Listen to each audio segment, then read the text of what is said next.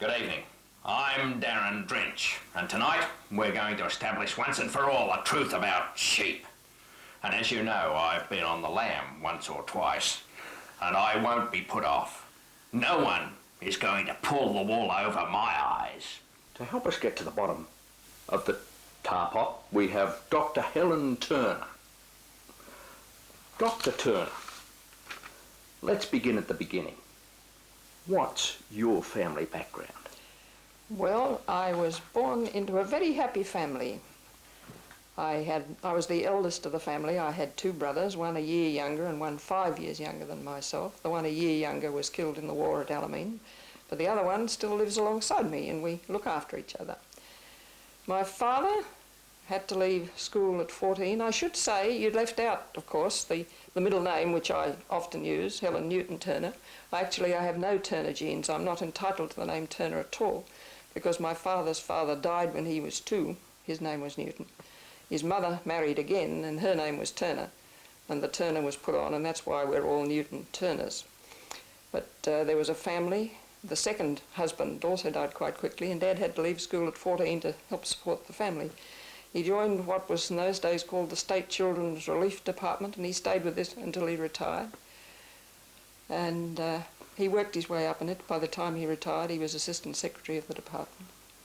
But my mother graduated from Sydney University with university medals in French and philosophy in 1901. I always remember that date because she used to tell me that on graduation day they all had black bands on their arms for the death of Queen Victoria. And then she taught before she was married. And we couldn't have had a happier family life, I don't think. They did everything on earth for us. We moved about a bit. I was born in Linfield, and then my father was put in charge of what is now Juniper Hall, which in those days was Ormond House and was a shelter for children who were to appear before they were put there before they appeared before the Children's Court, and Dad was the officer in charge of it. And then he was moved to Mittagong to take charge of, I think it was 10 homes for delinquent. I think 8 of them were boys and 2 of them were girls. We were there for some 7 years. And then he was moved to what was a notorious detention home for girls at Parramatta. We were there for 2 years, and then he moved to the Children's Court, and at that time this house was built and we were able to move here to Roseville. I've been here ever since. But the family couldn't have done more for the 3 children. They believed that we should have the best possible education, and they went to a great deal of self-sacrifice to see that all 3 of us went to university. I can't remember a time when it wasn't taken for granted that I, as well as my 2 brothers, would go to the university. At university, you actually got a Bachelor of Architecture's degree at Sydney University, correct, yes. Wasn't it? How does that lead into a doctorate in science, Helen? Well, it's a longish story. In order to take our architectural degrees, we had to have a year's experience in an office. And I was in an office when I took my degree. And it also happened to be the Depression of the 1929, 1930, 1931. And the day after I took my degree, the firm said they couldn't keep me on as an architect, but they could keep me on to do the secretarial work, as their secretary was leaving to be married, if I learned some shorthand and typing. So I went away and learned some shorthand and typing for about 3 months and came back until the office closed completely at the end of the year, as many architects' offices were doing. And I then did clerical work with the state government for about 8 months. There had just been instituted a board of optometrical registration, or all the optometrists were having to be registered, and they wanted somebody to do the clerical work for that. And having learnt lettering in my architectural course, I made out all the certificates for the optometrist when they were registered in beautiful Gothic lettering. And even after I left them for a while, they paid me $1 a time still to do the certificates, and then they got tired of that and left off. And then after about 8 months, CSIRO, or CSIR as it was then, had just built the McMaster Laboratory in the grounds of Sydney University, which was to be a sheep diseases laboratory, and they were looking for somebody to do the secretarial work there. The officer in charge was Dr. Ian Clunies-Ross. He was at that time. He was later Sir Ian Clunies-Ross. And much to my surprise, I applied for the job and I got it. And there, I was everything to begin with. I was the only person on the clerical staff. I answered the phone, I typed the letters, I typed the scientific papers, I ran the library. And in not only the library of the McMaster, but the Australian Veterinary Association library was housed there too. And then there was a member of the staff who was doing statistical work. Now, this isn't the statistical work where you just add up numbers of things. This is the statistical work which has to do with the design and analysis of experiments, where you deal with the probability of something that you're looking at having occurred by chance. The man who developed this was quite a new discipline. The man who developed it was an R.A. Fisher over in England. He later became Sir Ronald Fisher. And I got interested in typing the papers of a man called Carr Fraser, who was on the staff there. And I thought the mathematical side of architecture is what's always interested me most, and I thought, you know, this is something I'm interested in. I had gone there intending to go back to architecture.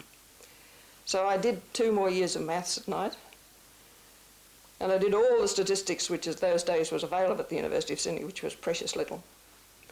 And then Dr. Clunies Ross, who was a marvellous man for encouraging anybody that had any abilities, arranged that I should have a year's study leave to go overseas to work with Fisher himself. I should mention that CSIR it was then, had their 3 first statisticians were all women. One who'd gone some years before myself, one who was just back when I was ready to go, and then myself, I was the 3rd. There are many more since. Then eventually there was a division of mathematical statistics, and there were a lot of men joined, but the first 3 were women.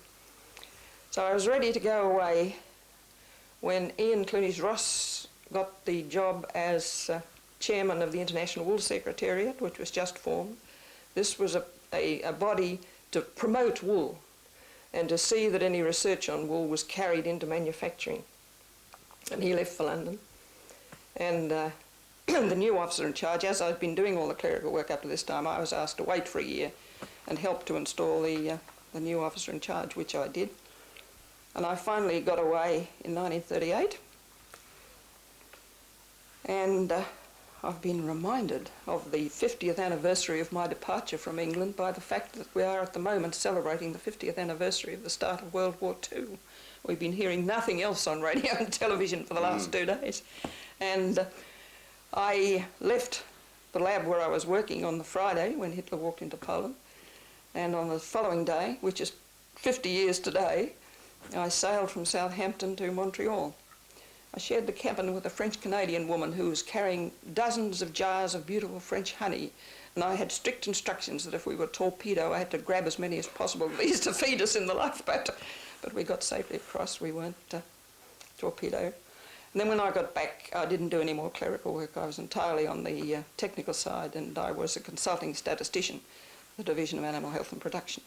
And in that capacity, when a geneticist came back from overseas and established breeding experiments for cattle at Rockhampton, for poultry at Werribee in those days, they're now over at North Ryde, and sheep at Gilruth Plains in southwest Queensland, as the consulting statistician to the division, I started handling all the data from those experiments.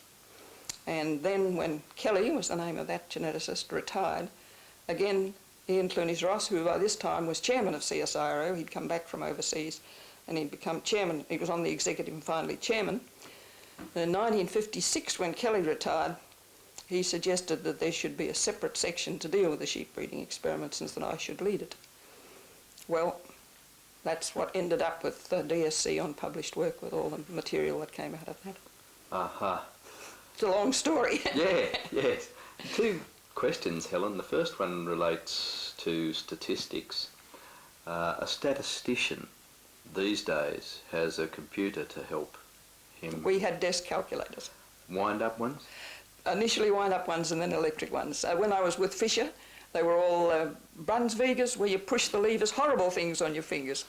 And then the Marchants and the Munros and there was Frieden, came from Sweden, I think. We had all of those. But this was all pre-computer. Later on, we got Hollerith punch card equipment. But the early years, it was all desk calculators. And only the latter portion of those had actual keyboards. The rest were just slide. By the time it got through to the electric Munros and Marchants, we concentrated mainly on Marchants. They were all press buttons. So much for computers. Huh? So much for computers. Well, it's all done on computers nowadays, of course. But okay, then just summarising, I guess really it was your experience with the optometrists that enabled you to see the light and become a scientist. Is that That's correct? it. Trust you, Mr. Right. Drench. Now, you mentioned published works that you authored or collaborated in order to get your doctorate. Can you tell us a bit more about these papers? Yes, I should say that by this time, by the time I got my DSc, which was 1970, I was the leader of a team of some 8 research workers and about 8 computing girls, and then of course there was the field staff that look after the sheep. We had research stations. At one stage we had sheep at Gilruth Plains in Cunnamulla in southwest Queensland, sheep at Armidale, and sheep down at Deniliquin. Later on, the chief of the division got a bit alarmed at the cost of these 3 places and the cost of sending staff out to them to make the detailed measurements, and they were all brought together at Armidale eventually. But at that stage we had quite a large staff and we had some thousands of sheep eventually. But what were the papers based on? What were we looking at? Our objective was to find out how you can increase productivity by genetic means. You can increase productivity by feeding animals better, or you can increase by using genetics. And one of the main tools, if you want to stay within a breed, as we did in working with the merino, is by selection. And it's no use selecting for something unless it's inherited. In other words, if you select the better animals, are their progeny better? So we started out to measure everything that we could think of in relation to productivity, measure it both on dams, the females, and on their daughters and sons.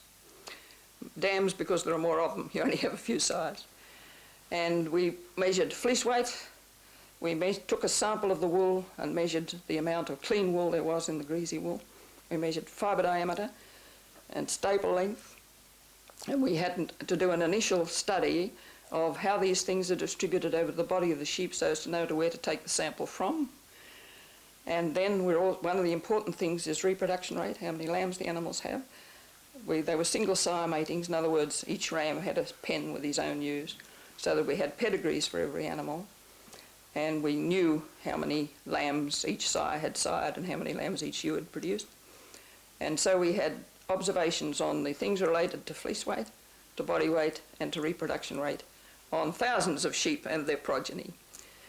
Now we had to estimate what's called heritability, the amount of variation from animal to animal within a flock, which is due to the genes that are inherited from its parents. It's no use relying on selection to improve things genetically unless that heritability level is high. So we had to find out what it was. There were no estimates from Australia. Some came out just about simultaneously with us. The New South Wales Department of Agriculture has a research station out at Trangie, and they were doing similar kind of work out there. And the fact that they got similar results to ours gave us both encouragement that things were going the right way. So we also wanted to know how old should a sheep be when you toss it out and say it's not going to be any use to you anymore. And there wasn't much data, not much data on this. Data is a plural word, I must remember. So we collected information on the animals up to 10 years of age initially, until the cost of measuring things got too much, until we had the information we wanted. So we were measuring all these things on animals at weaning, at two-tooth, just before they were mated, and we did our selection. Two-tooth perhaps is not explainable to everybody. Sheep are 12 two-tooth when their first permanent teeth come out, and this comes out at about 15 to 16 months of age. So the animals were all measured at 15, 16 months of age prior to mating. They were mated at 18 months of age. And we did our selections. It was what we used to call I can't remember, it was a hectic period between the collecting of the samples and then getting everything ready and get the measurements made and the collation done to do the selection on those measurements before we did the mating about 2 months later. But we managed it. So it was when we'd published about 100 papers on all this, and one of my colleagues and myself had written a textbook on quantitative genetics and sheep breeding, that I finally decided to submit them for a doctorate. I had thought about it earlier, but at the earlier time, the people in charge of the science faculty were not too happy about a Bachelor of Architecture applying for a Doctor of Science degree, but by the time I did put it in, they had relented and they decided to let me apply, and I was given it. Mm-hmm. I see. And, okay, so that's a pile of papers. Did you ever get round to physically handling the sheep? I believed quite strongly that I should be familiar with absolutely every aspect of the work. So I used to handle a sheep to take samples, to do the recording of where they'd come from. I also sometimes took little samples of skin, in addition to measuring the things I mentioned before. On a small number of the sheep, we also had a look at the follicles in the skin from which the fibres grow. Mm-hmm. And to do this, you have to take a little snippet of skin out with a trephine. And I used to do that sometimes, and I was always present at the time when the sheep were being mated, and checked the mating and made sure everything was all right there. Yes, I didn't ever throw a sheep or shear a sheep, but I used to be physically present when the operations were going on. Mm-hmm. I went, incidentally, last night, watching the Country Hour, I see that they now have female rouseabouts in the sheds. When our girls used to go and help take the measurements, but at the beginning, we were only allowed in the shed when we had a single shearer who was known and who didn't object to the girls being there. When you had a whole team of shearers, they objected strongly to the girls being around. That's all gone by the board nowadays. Mm. And they apparently, and though some people still object to them, the remarks they were making last night. Yeah, I guess maybe that really wasn't sexist. It was just embarrassment because they can't swear when the girls are around. That's right. Tell me, you've just gone through defining the plurality of datum, and what's the plural of a sheep's ear tag? Ear tags, plural. Sheep's ear tags, not yes. Sheep's ear tags or sheep ear tags. Sheep ear tags. Right, thank you very much. I've always wanted to know that. Sheep ear tags, yes. What particular result do you classify as your most important finding arising out of all this work, Helen? Well, there are two important things. The first important thing was that we have been urging for decades now, that people should not rely on just selecting their sheep by eye, but they should bring in some form of measurement, even fleece weighing, which is the first step, and fibre diameter is the most important thing as far as processing is concerned.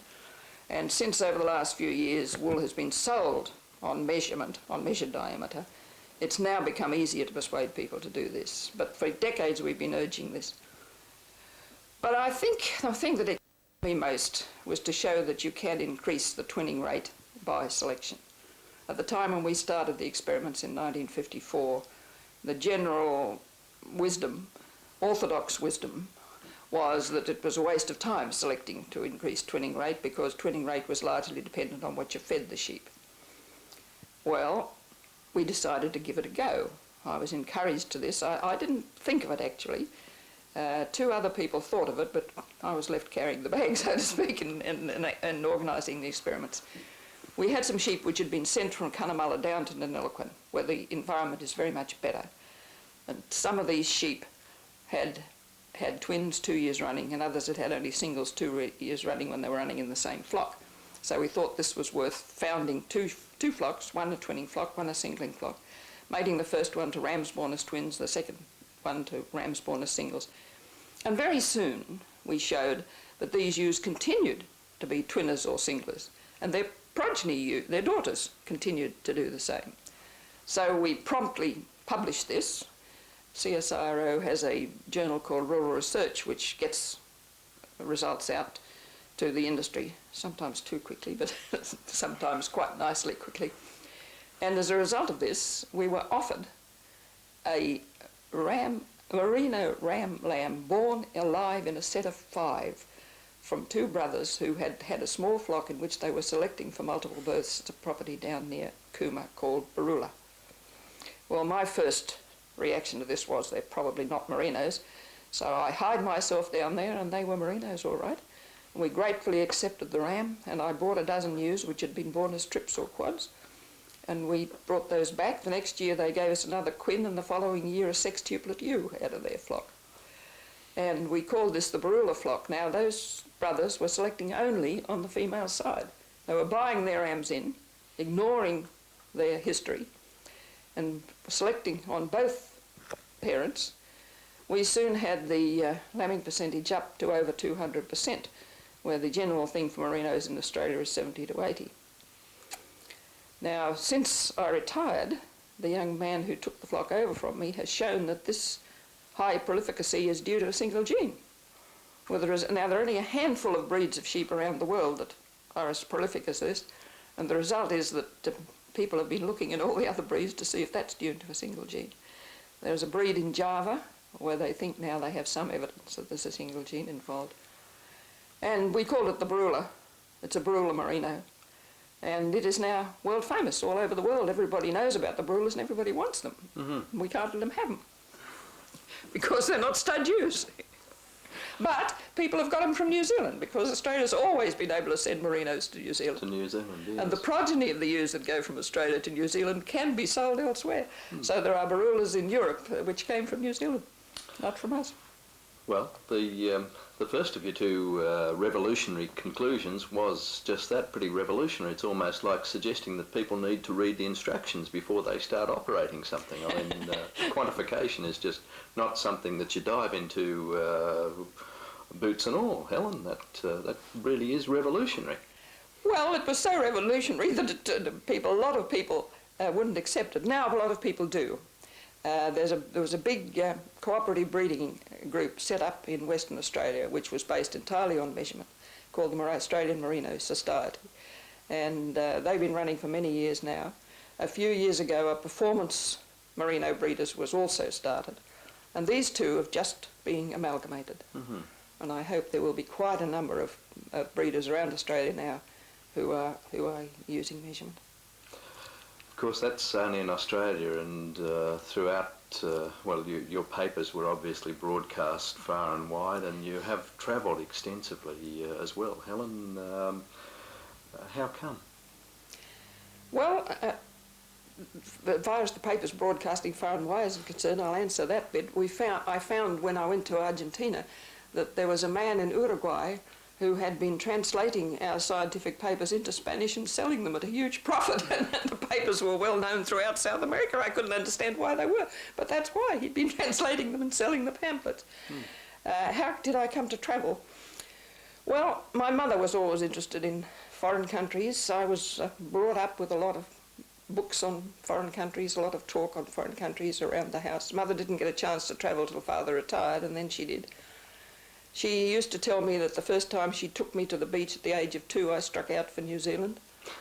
And I know that the brother, who was only a year younger than I, we used to take packing cases, and the backyard at Ormond House, it was called now, then General Hall now, was asphalt. But I can distinctly remember sitting in a packing case with my brother, with a paddle made of a broomstick and a bit of wood tacked onto it, and crossing the seas to see foreign places at the age of about 5, I would have been. And he would have been about 4. But as I say, our papers got known overseas, and then through attending international conferences and corresponding with people, I began to get invited to go and see places. And I also, when I had the year overseas, I went to Russia. This was back in January 1939. I'd been skiing in Poland during the Christmas holidays, and I thought it was a pity to be so close to the Soviet Union without visiting it. So I went all by myself to Russia, to Moscow only at that stage, and visited a few labs there. The Russians had just started using artificial insemination, and a lot of my veterinary colleagues back at the lab wanted to know, were the claims they were making about the number of ewes they could inseminate from one ram, were they true? So I went and visited labs and talked to some scientists in the Soviet Union. And on the way home, I spent 10 weeks in the United States visiting sheep research stations. I tried to come straight home. I'd booked the 10 weeks, and when the war broke out, I tried to come straight home, but I couldn't get a berth on a ship anywhere, so I spent the 10 weeks. Then I didn't travel again until after the war was over. In 1954, I went away again on a year's study leave, and by this time, I was very interested in the breeding side of sheep. And I visited all the European countries to see how they bred sheep there. And on the way home, no, wait a minute, I'm getting ahead of myself. I went walking in the Himalayas for a holiday in 1961 for 2 months. And after that, I went on to the Soviet Union again, because there'd been one group from the University of New South Wales who had gone there and said what good sheep they had, and I wanted to have a look at them. And the Soviets were very good. They organised it all for me, and they gave me the interpreter that I'd had in Moscow was allowed to travel with me. I had a very good time looking at it all. And then I came home through the Mediterranean and had a look at sheep growing in places like Yugoslavia, which also, they have different breeds of sheep, and these I was interested in. And as I say, on the way over, I'd been to see all the European countries in 1954. So by going and visiting people this way, also, I sort of got known, and our publications started to get known. And then people started having more international conferences once there was air travel and it could be done more quickly. And then I started, even before I retired, I started doing consultancy jobs. Food and Agriculture Organization of the United Nations has projects in different countries. They had one in Argentina, which was staffed for 4 years entirely by Australians. They had one Australian sheep breeding man there, and I was sent out for 2 short bursts to sort of give him support. And I was invited to the Agricultural University in Lima on the way home, and it wasn't until afterwards I found out how they even knew I existed. It was because of this man in Uruguay that had translated all the papers. And I was invited there, and I was taken up into the Andes to see the huge, this was before they had their agricultural reform, they had these huge properties which they called haciendas, and they were using a lot of Australian corridales there. Interesting thing, the corridales could go straight from sea level up to 16,000 feet and be happy. And they said if they tried to take cattle up, they had to take them up in slow stages, but the sheep could go straight up. And then the Ford Foundation, I think, were the next people who wanted me.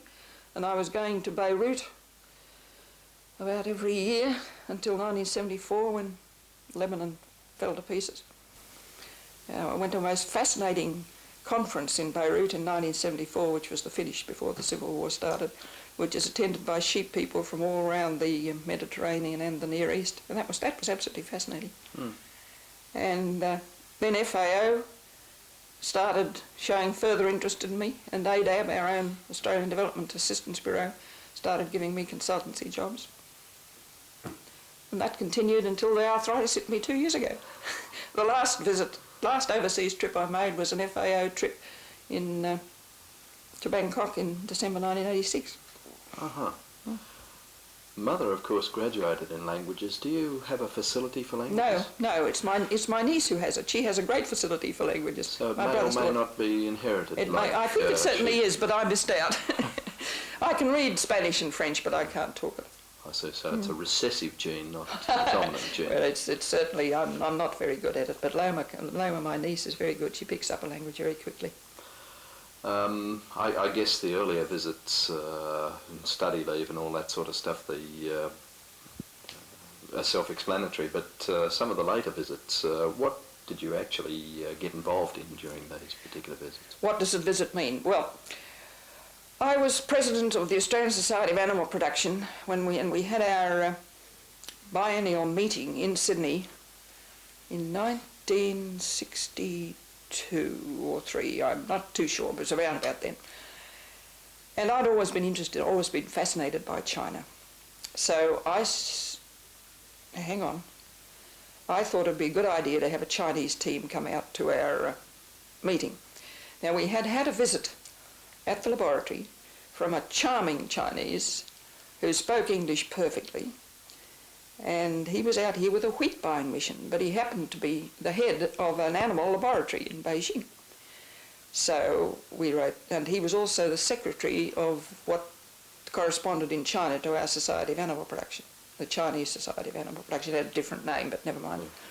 So I wrote to him. Well, it was actually the Society of Zootechnic and Veterinary Sciences when translated into English. Doesn't sound very Chinese to me, Helen. I don't know the Chinese equivalent. But I wrote to him and invited them to send a team out to our meeting. We had a lot of trouble getting visas for them, but we finally got them, and they came.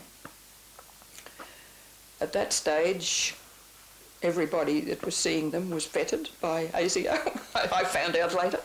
But they came, and as a result of that invitation, I was invited back to China by that society in 1965.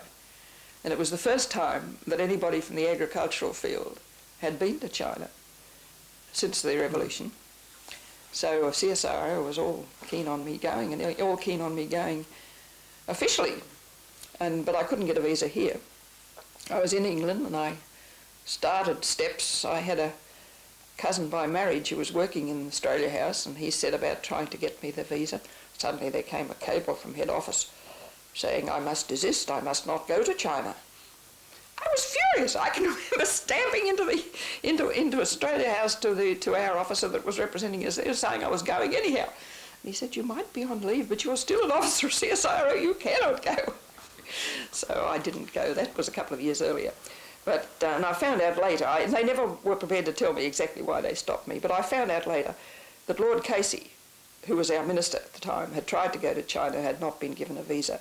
And I think they thought that it might be awkward for me that I was trying to get in by the back door when Casey had been refused, and they thought it was safer for me not to go. But in 1965, when I was invited, that was a different story. Off I went, with Foreign Affairs saying to me, "You're on your own, you know, we can't do anything to help you, we don't recognise China, you're on your own." And I felt, having met this man and having had the people out here, I didn't feel there was any danger at all. And actually, I had an absolutely marvellous time. I was there for months and they looked after me marvellously. Well, what I had to do there was to go and look at their sheep breeding plans and then give a seminar.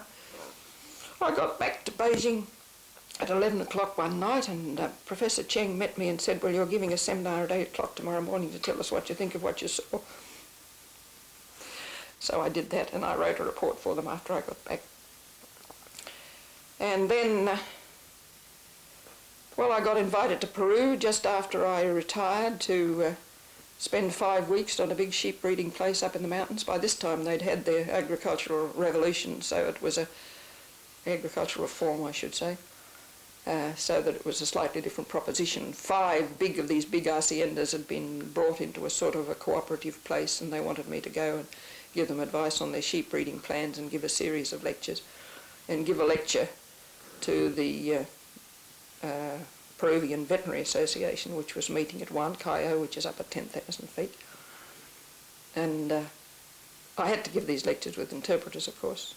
And for the one in Huancayo to the vets, I had an excellent interpreter who had done some postgraduate work at the University of New South Wales in the sheep faculty there. And he not only knew perfect English, but he also knew the subject, and he was very good. And at the end, the chairman, who had been out here for a few weeks, said something which I didn't catch. And I raised the roof. They roared their heads off with laughter, so I grabbed the interpreter. "What did he say? What did he say?" He wouldn't tell me. So I had a friend in the audience who told me later what he'd said was, "Well, in spite of her age and the altitude, she didn't do a bad job, did she?" And if only the interpreter had told him, I would have told him that there are things other than wine which improve with age. Yes. Helen, travelling around behind the Iron Curtain and to China at times when there are political obstacles to it, do you find that scientific people seem to be able to negotiate these political barriers a lot easier than... Yes. I have been welcomed wherever I've gone by the scientific people, and even by the people in the street. The Russians when I went to the Soviet Union in 1961 and had that grand tour, the Soviet workers on the farm used to gather around me in the field and pelt me with questions. There was one question they asked me so often that the interpreter reckoned she could answer it without referring to me. They asked me over and over again, why didn't we use artificial insemination in Australia? And I'd given the answer so often she knew how to answer it herself, she said. You know, I've never had any difficulty anywhere. In Yugoslavia also. You get fed up with the attitude of people in hotels and so on. The people in hotels in the Soviet Union are very rude to visitors. And this happened in Bulgaria too. Just when did I go to Bulgaria? 1986. The people in the hotels in Bulgaria were very rude, but the scientists in Bulgaria couldn't have been more welcoming. People in hotels in Sydney and Melbourne are pretty rude. That's right, yeah. The technology that has been developed, have you found that it's transferable to developing countries, or? No, it's not transferable directly. There's a conference being planned for Edinburgh. It's the 4th conference of genetics applied to livestock production, and I've been urging every time that there ought to be more attention paid to the problems of the developing countries and less to the highly sophisticated techniques that have now been developed for the developed countries. And I'm glad to see they've taken notice, and there are some sessions this time. Now, here we're used to having thousands, hundreds and thousands of sheep in a flock. A man in India might have 5. And you've got to modify your techniques for genetic improvement in that case. I've been to Pakistan 3 times, as I think, I mean, these are all since I joined St David, so you're probably all aware of that. ADAB was asked to help to reorganise the sheep industry in Pakistan. And there the problems are, you have small flocks, they're nomadic, they move from the mountains down to the plains. They have problems in an Islamic country that you can't always put ear tags in the sheep because they have to have perfect lambs for some of their religious ceremonies, and an ear tag if the lamb is no longer perfect. Yeah. The shepherds are not literate, so what's the use of an ear tag with a number on it anyway if they can't read it? I mean, all these sort of problems have to be overcome. You can't just transfer things directly. But of course, here in Australia, all this wonderful technology that's been identified, people have just lapped up, and it's been received with open arms. And, I wish that were true, Don. I wish that were true. No, we've had a long battle to get even the idea of measurement accepted, but it is being now. I've been shouted down on a lot of occasions suggesting that they want more twins, particularly out in the western parts of New South Wales, and I'm prepared to admit in the western parts of New South Wales they probably don't, but in the better areas they do, and people now are realising that if they have more lambs it's a good thing. I had another lovely story about talking at a dinner after a country show in Victoria many, many years ago. And this was just after we'd started preaching that you can select for twins. And at the end of the dinner, it was a very good dinner, and at the end of the dinner a man came up and put his arm around my shoulder and said, "Lady, I don't want to get twins, I want to know how to stop them. My wife's had 2 sets." So I told him the only technical advice I could give him was to change his wife. Well, that's pretty logical. He would have voted for you in the next election, perhaps. No, but I think I said earlier that people are now coming round to it, and there is this big new association just in the process of being formed now, which is formed of people who believe in using measurement. But it's been a hard battle. Slow. Yeah. Slow. I mean, just a few people. Jim Maple-Brown at Goulburn, Springfield Goulburn, which has just had its centenary. The people who run it now are descended from the man who was given the original grant of land up there. There's another James Litchfield at Cooma, and another, third James, I can't remember, he's up on the border. He's been using measurement for a long time. There are just a few of them, and these people over in West Australia, and they're gradually getting more. And some of the big studs that poo-pooed the idea and thought that they could choose sheep without the help of measurements now coming around to it too. There's also getting very intrigued in the new techniques of embryo transfer, and just measurement is too simple for them. And things like embryo transfer and artificial insemination, they go for those. No, artificial insemination hasn't taken on in any big way here, largely because of the labour of identifying the ewes. Yeah.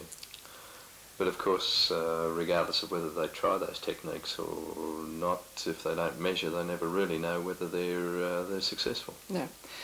Quite a number of the big studs now are sending frozen embryos away. They can only send them to New Zealand from merinos, of course, but Karen is interested in the idea of loosening up the rules so that frozen embryos and semen can be sent all over the world.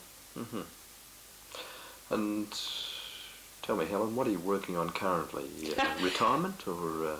Well, I retired 16 years ago, but they very kindly allowed me to keep my room at the laboratory, and from there I worked for many years with my main interest being on work for developing countries. I've been doing a lot of work with the local agencies which help developing countries. Australian Council for Overseas Aid is an umbrella over all of them, Community Aid Abroad and Austcare. and treat them hunger and so on. And I've done quite a bit of work for ACFO. I've written a couple of pamphlets for them. Well, the first one was on what Australian agricultural expertise might be of use to Africa. This I wrote about the time of the Ethiopian famine, was in all the papers. And it was a bestseller. It sold out in no time. And then I wrote one when they were trying to stop the introduction of the about the patenting of plants. I wrote something on plant genetic resources and discussed the pros and cons of bringing in this bill, but we lost, of course. The bill was passed. I thought it should not be, and it was in the end. And the first, incidentally, I saw in the paper the other day, or heard on Countrywide, that the first person to patent a new plant in Australia is somebody who's developed a new strain of macadamia nut. Really? Yeah, with a soft shell, that's right, yes. Soft shell. Is there anything I can do about my macadamia nut tree now? You've got a tree, have you? Yes. No, I'm afraid it's a bit late now, Don. It's a bit late now. That's a shame. But in 1986, I was asked to write the keynote address for a conference in Perth, and being a good girl, I had the paper in by the required time, and then the conference was cancelled through lack of support, so I offered the paper to Food and Agriculture Organisation of UN for publication in the World Animal Review, which is published quarterly by them, and they said yes, they'd like it if I shortened it, so I shortened it. And then I had a note from them saying they were awfully sorry, but it was to have been in the next issue, but publication was suspended due to lack of funds. But last Friday week, I had a telex from them saying the publication was going ahead, that I still want it published, or had it now been published somewhere else, so still keeping going. Terrific. And I guess there's the old song that the Seekers recorded a while ago, there'll never be another you. You've disproved that, Helen, and spent the whole of your life doing it. That's right. All right, thank you very much, Dr. Turner, for those revealing comments and all.